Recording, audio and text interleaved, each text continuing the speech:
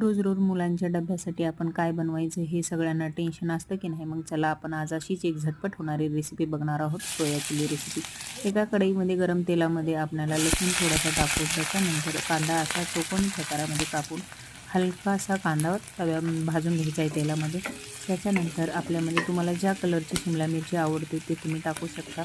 मी इथे हिरव्या कलरची शिमला मिरची टाकून घेणार आहे.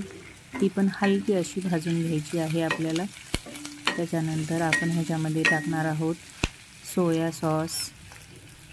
जसा तुम्हाला आवडतो तसा सोया सॉस टाकून घ्यायचा आहे. नंतर रेड चिली सॉस